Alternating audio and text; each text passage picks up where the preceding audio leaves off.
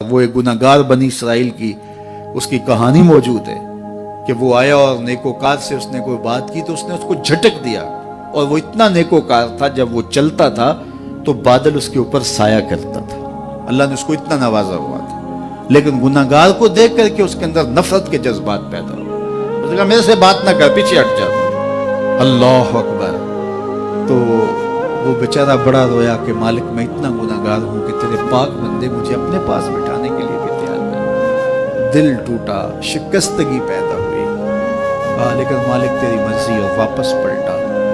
لیکن جب واپس پلٹا تو وہ بادل کا سایہ جو اس نیکوکار پہ تھا وہ سایہ اس گناہگار کے سر پہ آیا۔ تو وہ کرم نوازی جس پہ فرما دے، اس کے سارے بندے ہیں، تو اللہ کو جو ہے وہ تکبر کی نیکی نہیں، وہ گناہ جس کے بعد عجز پیدا ہو اللہ کو وہ پسند ہے، وہ گناہ جس کے بعد توبہ کے جذبات ابھرے، بندے کو شرمندگی کا احساس ہو۔ تو مت ایسے بنے کہ 4 نمازیں پڑھ لیں تو سب بے نمازیوں کو حقیر جاننے لگ جائیں، تھوڑا سا کام کر لیں، صدقہ و خیرات کر لیں تو باقی مالداروں کو حقیر جانے لگے۔ آپ کو دین کے کام کی توفیق مل گئی ہے تو آپ دین کے ٹھیکیدار بن کے بیٹھ جائیں کہ میں اتنا بڑا جلسہ کروایا، اب میرے علاوہ تو کوئی یہاں مسلمان نہیں رہتا، میں ہی سب سے بڑا عاشق رسول ہوں، میں ہی سب سے بڑا مسلمان ہوں۔ نہ، ایسا نہ کیجئے۔ اللہ نے آپ کو توفیق دی، آپ نے لوگوں کو دعوت دی، پتہ نہیں کس آنے والے پہ کتنا کرم ہوا ہے۔ یہ تو ان کی رحمتیں ہیں، وہ جس پہ چاہے جیسے چاہیں برس جائیں۔ ہم کو ٹھیکیدار تھوڑے ہیں، ہم تو نوکری کرنے والے ہیں، ہم تو جوتے اٹھانے والے ہیں۔ ہو سکتا ہے کس کے صدقے، میرے والد گرامی مجھے یاد آتے ہیں، وہ مجھے فرمایا کرتے تھے جب گفتگو کے لیے نکلنے لگے اور لوگوں کا ہجوم ہونے لگا تو وہ مربی تھے بڑے، اور بڑی حکمت کے ساتھ جو ہے وہ کوئی نہ کوئی بات سمجھاتے رہتے تھے۔ تو ایک دن فرمانے لگے کہ ایک خطیب تھا، بظاہر اچھا کتاب کرتا لیکن اندر سے وہ اتنا اچھا نہیں تھا۔ تو جب وہ فوت ہو گیا تو وہ بخشا گیا، تو اس نے اللہ سے کہا کہ میرے مالک، میرا تو کوئی عمل ہی نہیں ہے کہ میری بخشش ہوگی اور میری مغفرت ہو گئی۔ تو فرمایا کہ ہاں ہم تجھے جانتے ہیں، لیکن ایک دن تو کہیں واز کر رہا تھا، میرا ایک بندہ بیٹھا تھا، اس کو پسند آ گیا، میں نے اس کے صدقے تیری مغفرت فرمائی۔ اٹھ فریدا ستیا تے میلا ویکھن جا، اٹھ فریدا ستیا تے میلا ویکھن جا، وت کوئی بخشیا مل جاوے تے تو ہی بخشیا جا۔ تو پتہ نہیں کس کے صدقے سے اللہ رحمتوں کا نزول فرماتا ہے۔ بے عمل کو دیکھ کر کے اس سے نفرت نہیں ہے، نفرت تو گناہ سے ہے، گناہگار سے نہیں ہے، لیکن کوشش کی جائے کہ یہ عمل بد چھوڑ دیں۔ اللہ اکبر۔ ایک جنازہ گزرا اور وہ جنازہ کسی غیر مسلم کا تھا، تو چشمان رحمت میں آنسو آ گئے۔ تو صحابہ نے پوچھا کہ حضور یہ یہودی ہے یا عیسائی ہے؟ کوئی اس کا جو مذہب تھا وہ بتایا۔ تو فرمایا کہ مجھے اس بات پہ افسوس آیا کہ یہ اسلام نہیں لا سکا اور کفر کی حالت میں مر گیا، تو اگر یہ اسلام لاتا اور جو ہے وہ جنت کی راہوں کا مسافر ہوتا تو کتنا اچھا۔ یہ اس کے ساتھ بھی ہمدردی ہے۔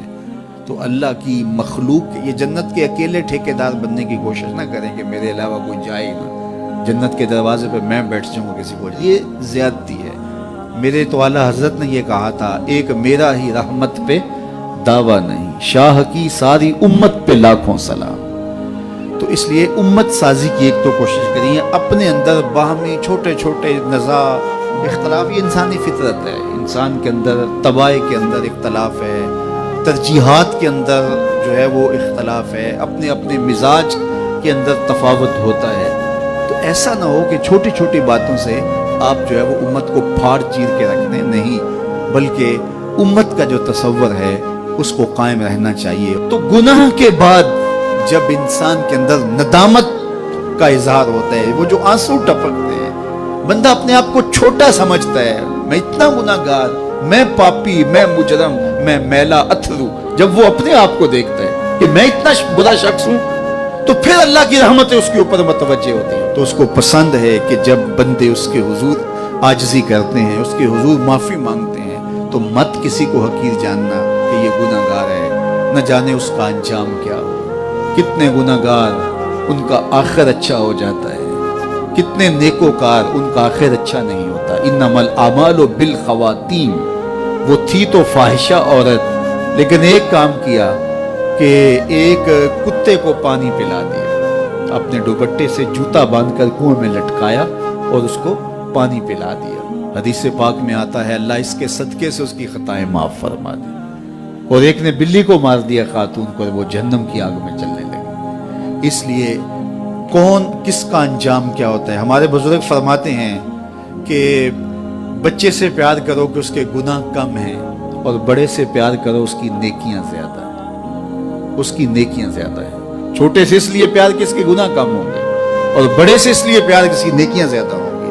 اور اسی طرح جو ہے وہ خیال کرو کہ ہو سکتا ہے اس کا انجام بخیر ہو جائے اور اس کا آخر کتنا خوبصورت ہو، تو مت کسی کو حقیر جانیے گا۔ ایک میرا ہی رحمت پہ دعویٰ نہیں، شاہ کی ساری امت پہ لاکھوں سلام۔